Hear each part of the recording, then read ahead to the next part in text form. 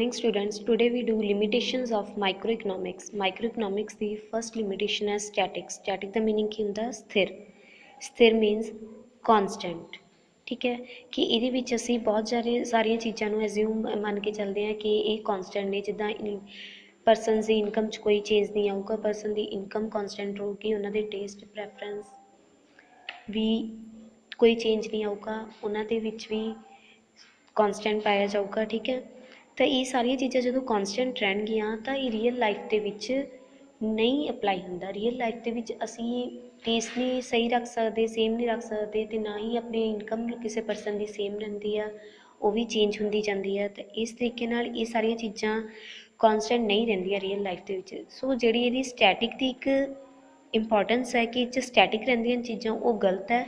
वो इहदी एक क्रिटिसिज्म है कि स्टैटिक नहीं होनी चाहिए माइक्रो इकनॉमिक्स। सैकेंड रॉन्ग कनक्लूजनस ये जदों कंसैप्ट जो भी आप लैके चलना वो सारिया चीज़ों को कॉन्सटेंट लैके चलांगे तो उत्थे गलत होगा उन्होंने कनक्लूजन भी गलत ड्रॉन होंगे। ठीक है क्योंकि जो रियल लाइफ वो चीज़ां कॉन्सटेंट होंदियां ही नहीं तो असीं उन्हां दे बेसिस ते किद्दां सिट्टा कढ़ सकते हैं। तो इस करके इहदे नाल ਜਿਹੜੀ ਇਹਦੀ ਇੱਕ ਲਿਮਿਟੇਸ਼ਨ ਹੈ ਕਿ ਰੋਂਗ ਕਨਕਲੂਜਨਸ ਡਰਾਉਣ ਹੋਣਗੇ ਕਨਕਲੂਜਨਸ ਵੀ ਸਾਡੇ ਗਲਤ ਹੀ ਹੋਣਗੇ। ਨੈਕਸਟ ਅਨਰੀਅਲਿਸਟਿਕ ਅਜ਼ੰਪਸ਼ਨਸ ਜਿਹੜੀਆਂ ਅਜ਼ੰਪਸ਼ਨਸ ਨੇ ਉਹ ਅਨਰੀਅਲਿਸਟਿਕ ਨੇ ਰੀਅਲ ਨਹੀਂ ਹੁੰਦੀਆਂ ਕਿਉਂਕਿ ਇਹਦੇ 'ਚ ਮੰਨਿਆ ਜਾਂਦਾ ਹੈ ਕਿ ਆਲ ਤੇ ਅਦਰ ਥਿੰਗਸ ਬੀਇੰਗ ਇਕੁਅਲ ਜਿੱਦਾਂ ਇਨਕਮ ਕੌਨਸਟੈਂਟ ਹੈ ਟੇਸਟ ਪ੍ਰੈਫਰੈਂਸ ਚੇਂਜ ਨਹੀਂ ਹੁੰਦੇ ਟੈਕਨੋਲੋਜੀ ਚੇਂਜ ਨਹੀਂ ਹੁੰਦੀ ਇਹ ਸਾਰੀਆਂ ਚੀਜ਼ਾਂ ਨਹੀਂ ਹੈਗੀਆਂ ਸਹੀ ਕਿਉਂਕਿ ਰੀਅਲ ਲਾਈਫ ਦੇ ਵਿੱਚ ਇੱਦਾਂ ਦਾ ਨਹੀਂ ਹੁੰਦਾ। ਇਸ ਕਰਕੇ ਇਹ ਅਜ਼ੰਪਸ਼ਨਸ ਨੂੰ ਅਨਰੀਅਲਿਸਟਿਕ ਅਜ਼ੰਪਸ਼ਨਸ ਕਿਹਾ ਜਾਂਦਾ ਹੈ। ਨੈਕਸਟ ਹੈਗਾ ਲਿਮਿਟਿਡ ਸਕੋਪ। ਲਿਮਿਟਿਡ ਸਕੋਪ ਦਾ ਮੀਨਿੰਗ ਕੀ ਹੈ ਕਿ ਮਾਈਕਰੋ ਇਕਨੋਮਿਕਸ ਦਾ ਸਕੋਪ ਵੀ ਲਿਮਿਟਿਡ ਹੀ ਹੋਊਗਾ। ਇਹਦੇ 'ਚ just theory of demand theory of supply ਵਗੈਰਾ ਪਰ ਸਟੱਡੀ ਕੀਤੀਆਂ ਜਾਂਦੀਆਂ ਨੇ। ਇਹਦੇ ਵਿੱਚ ਇਹ ਸਟੱਡੀਜ਼ नहीं किया जाता कि फिजिकल पॉलिसी की है मोनेटरी पॉलिसी की है इन्फ्लेशन की प्रॉब्लम की है अनएम्पलॉयमेंट की प्रॉब्लम की है ये सारिया प्रॉब्लम्स नूं नहीं स्टडी किया जाता। इस करके इनू की कह दिंदा इहदा स्कोप लिमिटेड है। ठीक है ये सारिया दियां लिमिटेशनस ने। नैक्सट नेचर ऑफ इकनॉमिक्स कि इकनॉमिक्स का नेचर किदां दा nature of a body of knowledge implies weather it is science और आर्ट और बोथ साइंस एंड आर्ट। इहदे विच ये दस्सिया जाऊगा कि ये साइंस है जां आर्ट है कि इकनॉमिक्स साइंस है या आर्ट है या साइंस ते आर्ट दोनों ने। ठीक है the study of the nature of economics shows that it is a science and art as well.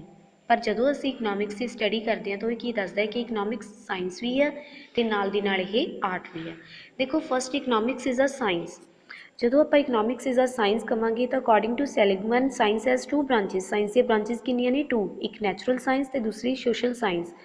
Economics is a social science economics ਨੂੰ सोशल साइंस किया जाऊगा समाजिक विज्ञान किया जाऊगा। क्यों किया जाऊ क्योंकि it is a systematic study of economic activities of human beings क्योंकि यह मनुखी व्यवहार दियां सारियां आर्थिक क्रियावां की एक सिस्टमैटिक स्टडी एक तरीकेवार स्टडी की गई है। ठीक है वेयर एज फिजिक्स है chemistry sector are natural sciences पर जिथे फिजिक्स ते कैमिस्ट्री की ने नैचुरल साइंसिस ने पर जिहड़ी इकनॉमिक्स हैगी आ वो किहड़ी साइंस है सोशल साइंस है। फिजिक्स कैमिस्ट्री नैचुरल साइंस चाहदियां ने।